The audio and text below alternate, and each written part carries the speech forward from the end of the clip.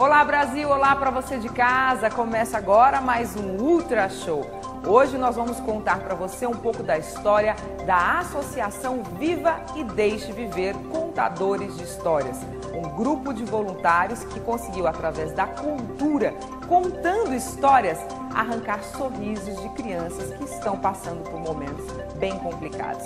Essa história você conhece daqui a pouco aqui no Ultra Show. Olha, agora nós vamos para o nosso quadro Ultra Atendimento. Nele você vai conhecer o Valdir Cimino, presidente e fundador da Associação Viva e Deixe Viver.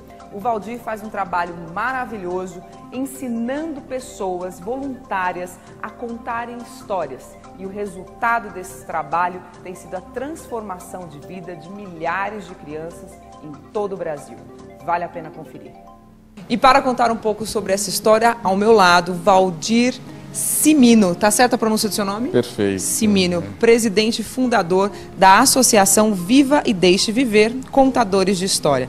Eu não tenho como deixar de abrir te parabenizando, porque eu estava lendo ali o release sobre a sua trajetória e é tão encantador perceber que as pessoas, em algum momento da vida, elas conseguem observar o outro com a grandiosidade que você faz e fez e tenho certeza que continuará fazendo. Parabéns. Obrigado, pelo seu trabalho. muito obrigado.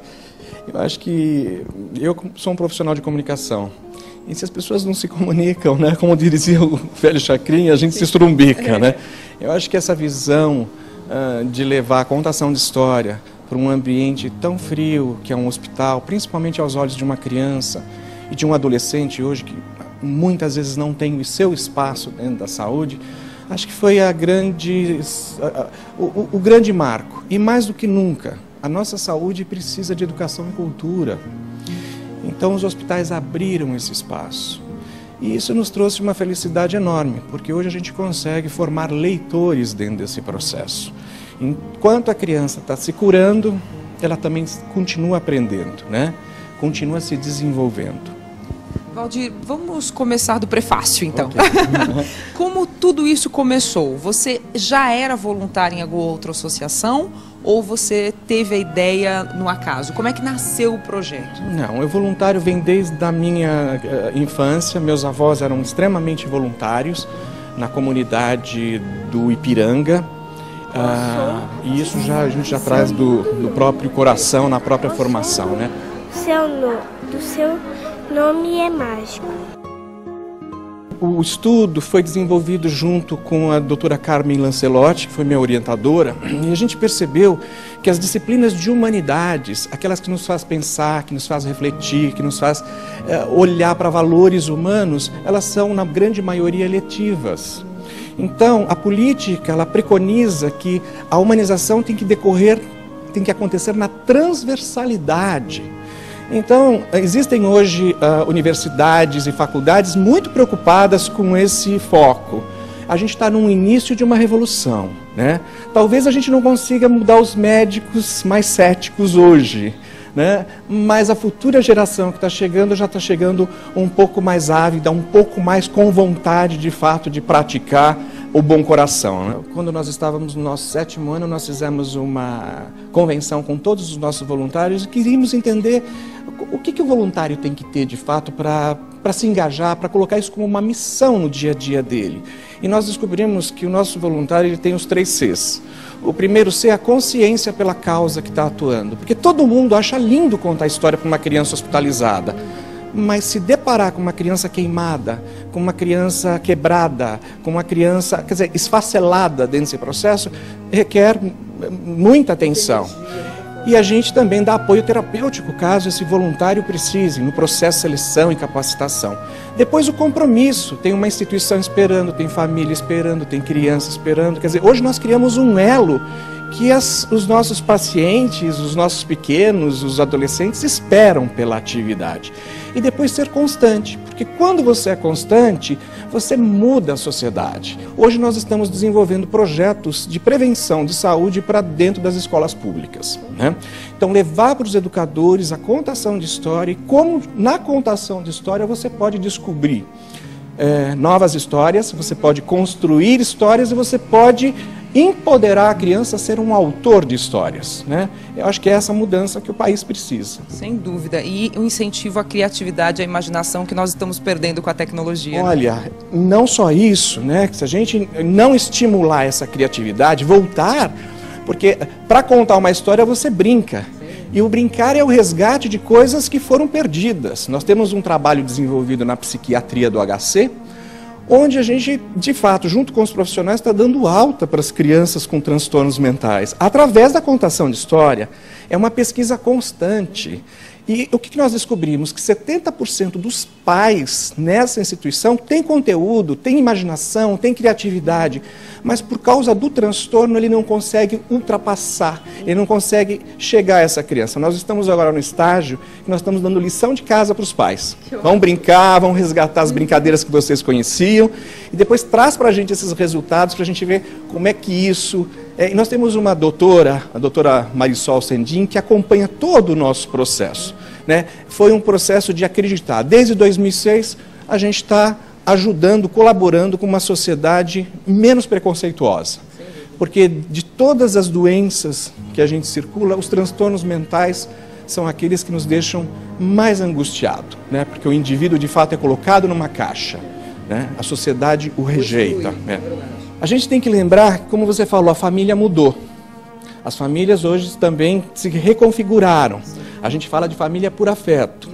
Nós fizemos uma pesquisa recentemente onde nós descobrimos que o pai, na escola pública, os pais estão sendo menos participativos ou delegaram valores e educação para a escola, quando isso tem que nascer no próprio, dentro de casa. Então, quanto mais a gente trabalhar a prevenção de saúde, na formação do indivíduo, a gente vai ter menos impacto de dinheiro na economia da saúde, né? Se a pessoa tem consciência de cuidar de si, né? E é muito interessante porque a gente tem um processo de seleção em São Paulo, ele leva 9 meses. Um processo seletivo para voluntários. Para poder entrar dentro do hospital. E é um processo para a vida dele. Não é para ser só voluntário do Viva. Ele vai entender do que é estar dentro da saúde, qual o cuidado. Primeiro ele tem que cuidar dele, né? Ele tem que administrar o tempo dele. Ele tem que entender qual é o público que ele está atendendo. Quer dizer, são diversas informações que a gente leva através de vivência, através de oficinas, que ele se descobre contador de história. Então a gente traz o lúdico e todas as informações necessárias.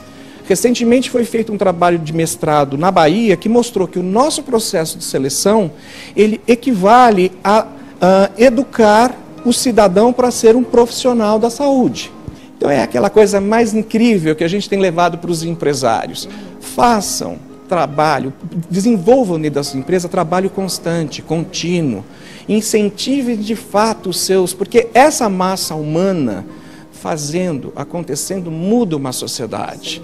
Mas faça com indicadores, faça com resultados. A gente tem resultados quantitativos, qualitativos.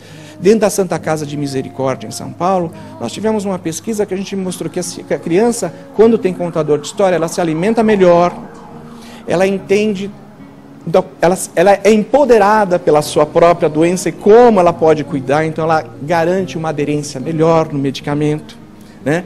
Ela se envolve, ela sai, as apáticas saem da cama e vão brincar na brinquedoteca. Então isso trouxe para nós exatamente um panorama muito interessante de que brincar é bom, de que contar história é bom, e isso envolve e humaniza a ambiente. E que carinho move montanhas, né? Por isso, assim, o nosso processo de seleção, nós abrimos esse ano em fevereiro, a gente sempre abre em fevereiro e vai até o final do ano no processo. Nós iniciamos com 600 pessoas e a gente sempre termina com uma média de 150 pessoas, né? Mas depois que o indivíduo ainda está no processo, a gente tem uma decidência, né? Então, porque a pessoa percebe que ela vai ter, de fato, a responsabilidade pessoal dela está ali, ela se comprometeu, né? E o grande barato desse trabalho que a gente desenvolve é a leitura. Se a gente não educar o adulto a ler mais, a abrir um livro, porque a criança, ela é uma esponja. Se você abre livro, mostra livro, brinca com livro, ela vai gostar disso, não tem por que não gostar. No início as crianças diziam assim, é muito chato ler, tio. O livro é grosso, não, tio, não quer. Aí nós passamos a brincar. É quase uma apresentação teatral. A gente utiliza as artes cênicas, porque a gente capacita os nossos voluntários. Você quer ser contador de história? Então você vai se especializar o quê? Na interpretação, na leitura, na fotografia, no origami. Tudo que a gente puder utilizar como artifícios e ferramentas para fortalecer o livro, o Viva vai utilizar. Estou com fome. Viu como ele fala com você? Valdir, obrigada. Imagina, hoje vocês estão em São Paulo e também pelo Brasil? Nós estamos em 8 estados do Brasil, em 85 hospitais e na marca agora de quase 1000 voluntários atuantes, transformando a saúde. E para aquelas pessoas que através dessa conversa sentiram aí, né, tocadas e resolveram pensar ou começar a passar por esse processo seletivo? E muito breve nós estaremos na Rua Fortunato, em Santa Cecília, numa sede bonita, gostosa, com sala, com treinamento. Então, enquanto a gente não abre o processo de seleção, nós temos cursos graciosos, cursos pagos a preços populares, que isso ajuda a dar a sustentabilidade para o Viva. A pessoa pode ser um sócio mantenedor, que nos ajuda a manter a causa, a formar novos voluntários. Então essa pessoa pode ir experimentando o Viva. E é só entrar dentro do nosso site, que é o www.vivaideixeviver.org.br. www.vivedeixedeviver.org.br. Está aí no vídeo para você de casa que também quer conhecer um pouco mais sobre o trabalho do Valdir e dos seus mais de 1000 voluntários. Mais uma vez, muito obrigada e parabéns. Obrigado.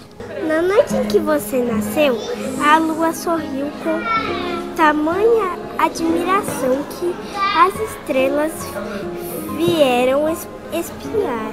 Você é o vento da noite suspirando. A vida nunca mais será a mesma, porque nunca houve antes alguém como você no mundo inteiro.